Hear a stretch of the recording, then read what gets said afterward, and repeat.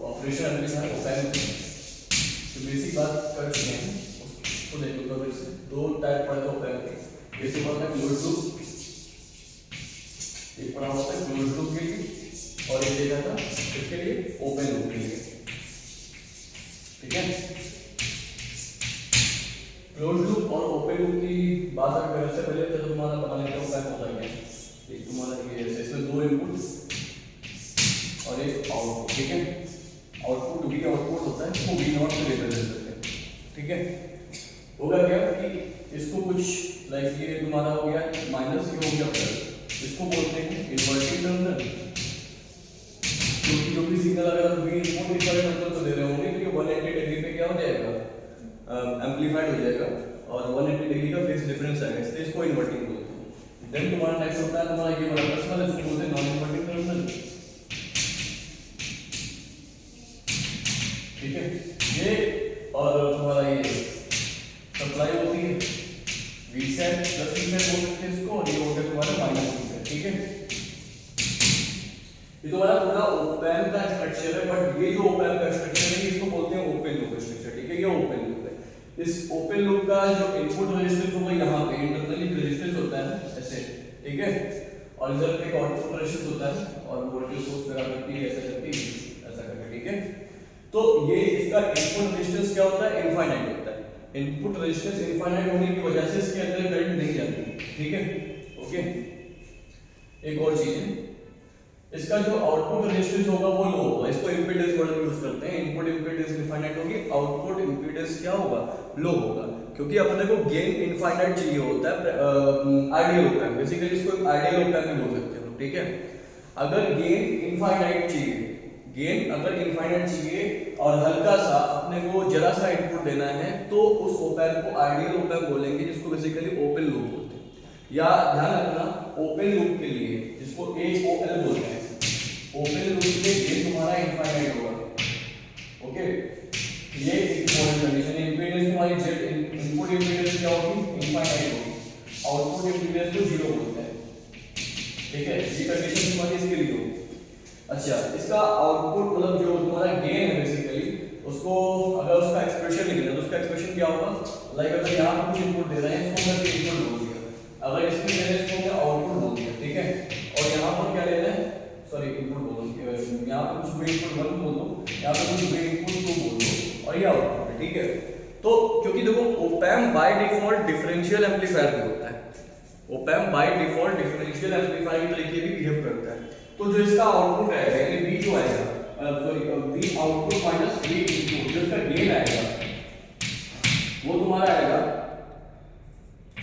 A times equal to, मतलब जो भी तुम यहां से दे रहे होगे, इस पे कुछ इनपुट दे रहे होगे, इस पे कुछ इनपुट दे रहे होगे, उसका कुछ डिफरेंस होगा, वो एम्पलीफाइड हो जाएगा। तो V आउटपुट जो होगा वो A times of difference of this मिलेगा।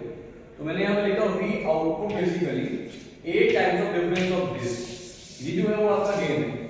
यानी अगर गेन का अलग से मुझे एक्सप्रेशन लिखना हो तो वो होगा, मैं यहाँ लिखता हूँ A गेन इक्वल टू हो जाएगा V not upon V input minus V output, मतलब जो भी इनपुट 1 माइनस या V1 माइनस V2। ठीक है, फर्स्ट टर्मिनल पे दिया हुआ वोल्टेज, सेकंड टर्मिनल पे दिया हुआ वोल्टेज, इसको V1 बोल दो, उसको V2 बोल दो। ठीक है, ये दोनों इनपुट है, ये तुम्हारा गेन हो गया। और ये इनफाइनाइट होता है कब, इनफाइनाइट होता है कब, ओपन लूप के लिए यानी आइडियल ओप एम्प के लिए। अच्छा, इसको अगर इनफाइनाइट होना है इसका मतलब V1 माइनस V2 को 0 होना पड़ेगा, इसका मतलब जो V1 है उसको V2 को इक्वल होना पड़ेगा। दिस मींस कि हम दोनों टर्मिनल पे क्या दे, सेम पोटेंशियल दें। प्रैक्टिकली ये कभी पॉसिबल नहीं होता है कि दोनों टर्मिनल पे सेम पोटेंशियल या सेम इनपुट हम दे पाए। ठीक है, तो दूसरा क्या होता है, क्लोज लूप। अब जितनी भी कहानी है कि वो पूरी क्लोज लूप के लिए हम लोग पढ़ेंगे। ओपन लूप को हम लोग ट्रीट नहीं करते हैं, आइडियल ओप एम्प का तो यूज करते हैं बेसिकली, लेकिन हम लोग नेगेटिव फीडबैक एम्पलीफायर के तरीके ओप एम्प को यूज करते हैं। ओके, ओप एम्प को एज अ नेगेटिव फीडबैक देते हैं ताकि जो मेरा गेन है मतलब जो मेरा गेन है वो थोड़ा सा फाइनाइट गेन करे। ठीक है, आगे चलते हैं, यहाँ पे कुछ इसका आउटपुट होगा, ये इसका नॉन इन्वर्टिंग टर्मिनल हो गया और यहाँ पे कुछ इनपुट रेजिस्टेंस भी ले लेते हैं ऐसा करके। ठीक है, और ये तुम्हारा इन्वर्टिंग टर्मिनल हो गया।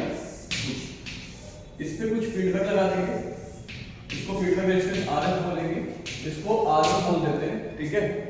V इनपुट, अगर मैं कंडीशन ये तुम्हारी किसकी, क्लोज लूप की है, कंडीशन ये किसकी है, क्लोज लूप की कंडीशन है, इसको बोलते हैं बेसिकली इसका क्लोज लूप पे ऑपरेट कर रहे हैं इसको हम लोग ओप एम्प, ठीक है। ये तुम्हारा ऑपरेशन एम्पलीफायर का क्लोज लूप स्ट्रक्चर है। इसमें फीडबैक ऑलवेज किस पे लगाते हैं, इन्वर्टिंग टर्मिनल पे। एक बात तो समझो सॉरी, इन्वर्टिंग टर्मिनल पे लगाने पर ये as a negative feedback amplifier behave करता है, नेगेटिव फीडबैक एम्पलीफायर। तो ओप एम्प के लिए एमसीक्यू का एक पार्ट वो बनता है कि ओप एम्प किस टाइप का एम्पलीफायर, तो negative feedback amplifier. Positive feedback भी दे सकते हैं, बट पॉजिटिव फीडबैक पे गेन क्या आ जाएगा, इनफाइनाइट आ जाएगा, वही तो नहीं चाहिए अपने को, ठीक है। ओके, इनफाइनाइट गेन अपने को नहीं चाहिए, ठीक है।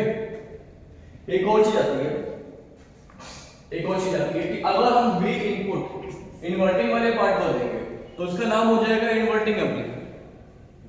अगर हम V इनपुट नॉन इन्वर्टिंग वाले पार्ट पर देंगे तो इसका नाम हो जाएगा नॉन इन्वर्टिंग एम्पलीफायर, ठीक है। और ये स्ट्रक्चर कभी चेंज मत करना इसके लिए कि फीडबैक ऑलवेज किस पे लगेगा, माइनस वाले पे ही, इन्वर्टिंग वाले पे लगेगा, ठीक है।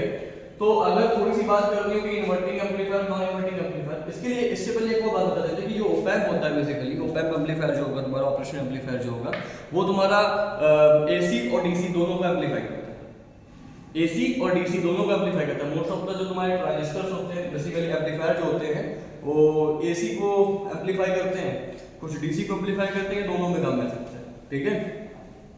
अच्छा, अगर इसके अलावा बात करते हैं,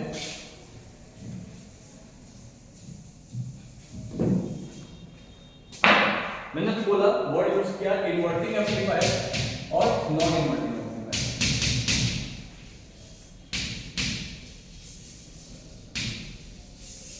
इन्वर्टिंग एम्पलीफायर, ठीक है। इन्वर्टिंग एम्पलीफायर का मतलब क्या हुआ कि जो गेन और जो इनपुट दे रहे हैं वो किस पे दे रहे हैं, इन्वर्टिंग वाले पार्ट पर दे रहे हैं। तो अगर V इनपुट मैं इन्वर्टिंग वाले टर्मिनल पर दे रहा हूं, इसका कुछ रेजिस्टेंस होगा यहाँ पे एंड देन इसमें कनेक्टेड है, और तो क्या करेंगे, अगर हम इन्वर्टिंग वाले पार्ट पे इनपुट दे रहे होंगे तो इसका नॉन इन्वर्टिंग वाला जो पार्ट होगा उसको ग्राउंड करेंगे। तो नॉन इन्वर्टिंग वाला ये पार्ट है इसको क्या कर देंगे, ग्राउंड कर देंगे, ठीक है। और ये तुम्हारा भी आउटपुट चाहिए यहाँ पे, और यहाँ पे फीडबैक रेजिस्टेंस होगा, ठीक है। ओके, सीन ये है, एक यहाँ पर कॉन्सेप्ट यूज करेंगे, इसको बोलते हैं वर्चुअल ग्राउंड का कॉन्सेप्ट। क्या बोलते हैं, तो यहीं पे हम लोग पढ़ते हैं फिर से कि वर्चुअल ग्राउंड होता है। वर्चुअल ग्राउंड क्या होता है, देखो बताया जैसे पहले कि जो भी आइडियल ओप एम्प होता है ना, वो इंटरनली क्या होता है, रेजिस्टेंस से क्या होता है, कनेक्टेड होता है। इंटरनली यहाँ पे रेजिस्टेंस से क्या होता है, कनेक्टेड होता है। तो होगा क्या कि अगर हम इस पे इसको ग्राउंड करेंगे तो यहाँ पे क्या जाएगा, जीरो आ जाएगा पोटेंशियल। अगर ये इंटरनली कनेक्टेड है तो मैं यहाँ पे भी क्या लेट चलूंगा, जीरो लेट करूंगा, ठीक है। ये तीन मैंने बताया था, एक न्यूमेरिकल फॉर्म का ध्यान रखना कि जब ओपन लूप गेन फाइनाइट होगा तो तुम्हारा वर्चुअल ग्राउंड कॉन्सेप्ट हम वहां पे यूज नहीं करेंगे, ध्यान रखना, ये इंपॉर्टेंट कंडीशन है। व्हेन ओपन लूप गेन तुम्हारा क्या होगा, फाइनाइट होगा, तो वर्चुअल ग्राउंड का कॉन्सेप्ट वहां पे यूज नहीं करेंगे, वहां पे कुछ वोल्टेज V हम लोग मार्क करेंगे, ओके। एक और वर्चुअल ग्राउंड कॉन्सेप्ट से अगर ये 0 है तो यहाँ पे भी कितना हो जाएगा, 0 हो जाएगा, ये भी एक कंडीशन है। अगर यहाँ 0 हो गया, यहाँ पे भी इनपुट है, इसकी वैल्यू R1 है, इसको RF बोला हुआ है, तो मुझे आउटपुट पे क्या मिलेगा, तो इसके लिए हम लोग KCL यूज कर लेंगे, किरचॉफ करंट लॉ यूज कर लेंगे।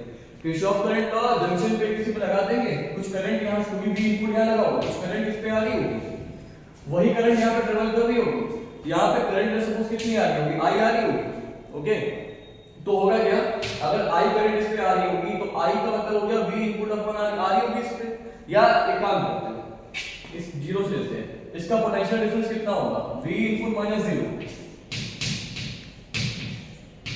इसके अक्रॉस रेजिस्टेंस कितना R1, ये हो गई तुम्हारी ये वाली करंट, इस पे कितनी करंट फ्लो हो रही है, इक्वल।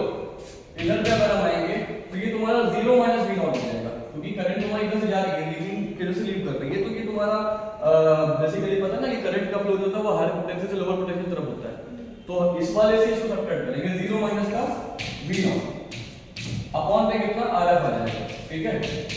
तो जो तुम्हारी कंडीशन आएगी, ये पे लिख देता हूं, ये इधर पे लिखा हुआ है V इनपुट अपॉन पे R1 इक्वल टू हो जाएगा माइनस का V नॉट अपॉन पे RF, ठीक है।